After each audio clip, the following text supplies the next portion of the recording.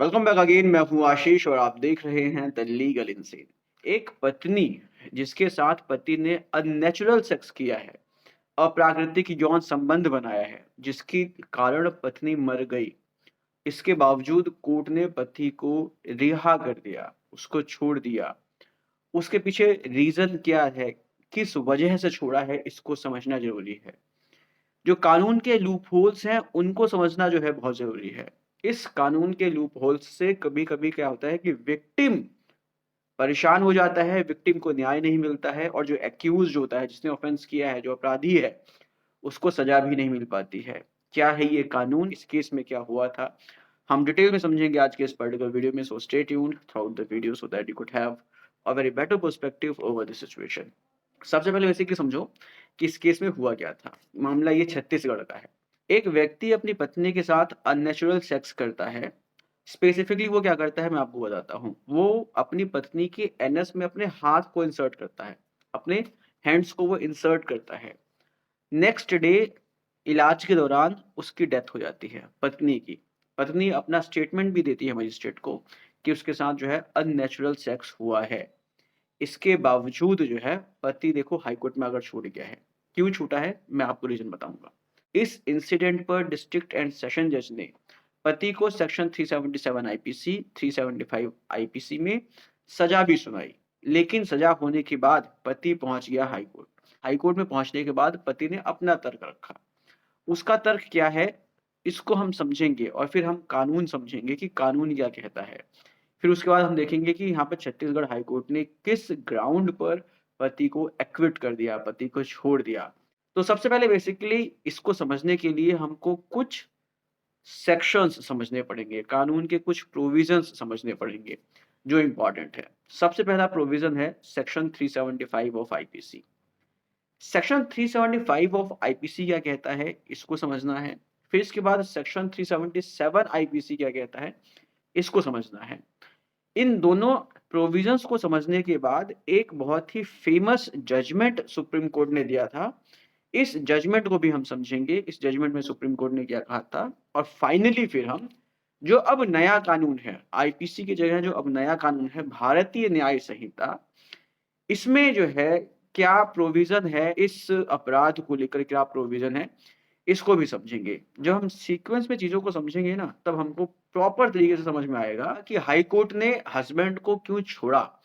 मुझे तो ऐसा लगता है कि हाई कोर्ट भी नहीं चाहता हुआ छोड़ना, लेकिन हाई कोर्ट मजबूर है क्योंकि कानून की लैंग्वेज ही ऐसी है, कानून की भाषा ही ऐसी है, कानून ही ऐसा है कि हाई कोर्ट हस्बैंड को छोड़ने पर मजबूर हुआ। अब समझते हैं बेसिकली सबसे पहले हम सेक्शन 375 ऑफ आईपीसी। क्या कहता है section 370 of IPC? Section 375 of IPC rape को डिफाइन करता है, रेप की परिभाषा बताता है कि किस एक्ट को हम रेप कहेंगे। अपराधी का कौन सा ऐसा एक्ट है जो रेप की कैटेगरी में डिफाइन होगा। मैं आपको ज़्यादा डिटेल में नहीं बताऊँगा।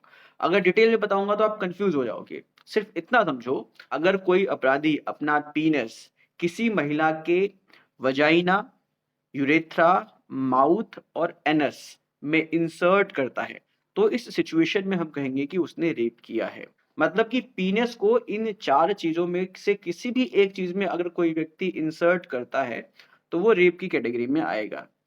इसके बाद सेक्शन 375 एक चीज़ और कहता है कि अगर पीनस के अलावा कोई दूसरा ऑब्जेक्ट या शरीर का कोई पार्ट महिला के इन चारों चीजों में, चाहे वजाइना हो, चाहे यूरेथ्रा हो, चाहे माउथ हो, चाहे एनस हो, अगर इसमें इंसर्ट करता है, पीनस के अलावा अगर कोई दूसरा पार्ट भी इंसर्ट करता है, कोई दूसरा ऑब्जेक्ट अगर इंसर्ट करता है, चाहे उसकी फिंगर हो, चाहे उसका हाथ हो या कुछ भी हो, कोई भी ऑब्जेक्ट हो, तो वो भी जो है रेप की कैटेगरी में आएगा।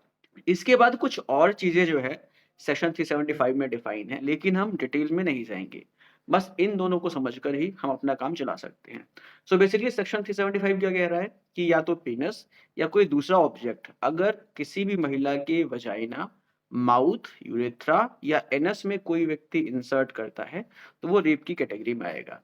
लेकिन इस सेक्शन में एक एक्सेप्शन और डाल दिया है। ये जो एक्सेप्शन है, ये क्या कहता है, इसको समझना बहुत ही इम्पोर्टेंट है। क्योंकि इसी एक्सेप्शन के आधार पर ही हाई कोर्ट को इस केस में हस्बैंड को रिहा करना पड़ा, छोड़ना पड़ा। ये एक्सेप्शन कहता है कि अगर कोई व्यक्ति, कोई हस्बैंड अपनी वाइफ के साथ अगर ये चीज़ें करता है, तो वो रेप की कैटेगरी में नहीं आएगा, अगर वाइफ 15 साल से ऊपर है। अगर पत्नी की उम्र 15 साल से ज़्यादा है, तो इस सिचुएशन में हस्बैंड का कोई भी एक्ट जो हमने अभी समझा था, वो रेप की कैटेगरी में नहीं आएगा। ये है सेक्शन 375।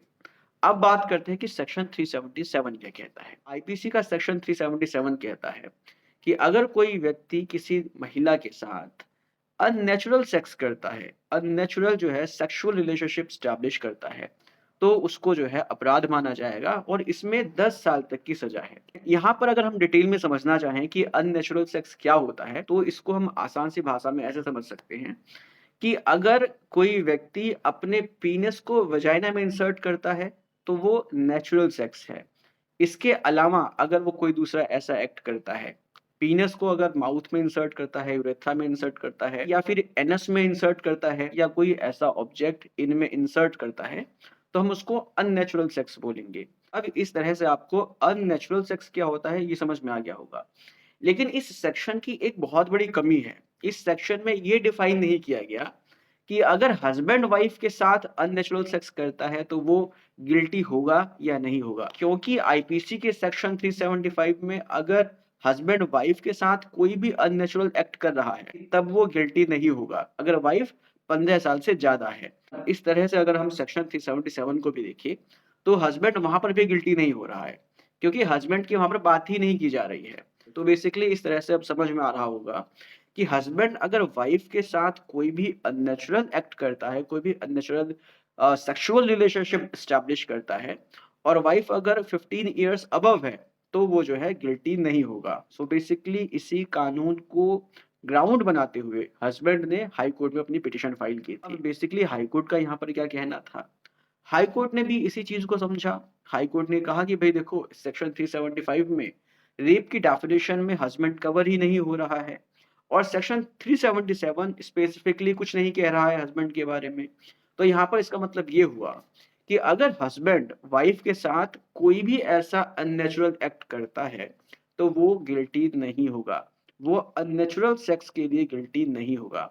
सो बेसिकली इसी ग्राउंड के आधार पर हस्बैंड को जो है रिहा किया गया, हस्बैंड को जो है कन्विक्शन नहीं हुआ, उसको अक्विट कर दिया गया। सो बेसिकली ये है पूरा केस, जो आपको समझ में आ गया होगा। तो इस केस को हमने डिटेल में समझ लिया, लेकिन इस केस का क्या नाम है इसको भी जान लेते हैं। इस केस का नाम है Gorakhnath Sharma versus state of Chhattisgarh. So basically ये पूरा केस था जिसमें छत्तीसगढ़ हाई कोर्ट ने जो कानून में लूप होल है, इसके कारण छत्तीसगढ़ हाई कोर्ट को हस्बैंड को रिहा करना पड़ा। सो बेसिकली इस तरह से अब आपको समझ में आ गया होगा कि अगर कानून में लूप होल है तो उसका फायदा एक्यूज्ड उठा सकता है। अब मजे वाली बात तो ये है कि जो नया कानून बना है भारतीय न्याय संहिता, उसमें जो सेक्शन 377 आईपीसी में था, उसको पूरा ही डिलीट कर दिया गया है। मतलब कि अगर कोई व्यक्ति किसी भी महिला के साथ अननेचुरल सेक्स करता है, तो वो जो है ऑफेंस नहीं होगा, नए कानून के हिसाब से। इसी कानून पर सुप्रीम कोर्ट ने अपना एक जजमेंट भी पास किया था, जिसका नाम है नवतेज सिंह जौहर वर्सेस यूनियन ऑफ इंडिया। इस पर्टिकुलर जजमेंट में सुप्रीम कोर्ट ने सेक्शन 377 को लेकर ये कहा, अगर कोई व्यक्ति कंसेंट के साथ अननेचुरल सेक्स करता है, तो वो ऑफेंस नहीं होगा। हाँ, अगर वो कंसेंट के बिना अननेचुरल सेक्स करता है, तब वो जो है ऑफेंस होगा। सो बेसिकली ये सुप्रीम कोर्ट का व्यू था, जिसमें सुप्रीम कोर्ट ने सेक्शन 377 को पार्शियली, आंशिक रूप से डिक्रिमिनलाइज किया था। लेकिन बाद में जो नया कानून आया है, इसमें सेक्शन 377 को ही हटा दिया गया। ऐसा कोई भी एक्ट अब जो है अपराध नहीं है। अब आपका क्या व्यू है इस पर, इस पूरे केस पर आपका क्या व्यू है? आप कमेंट बॉक्स में लिखकर बता सकते हैं। मिलते हैं नेक्स्ट वीडियो में, टेक केयर, बाय बाय।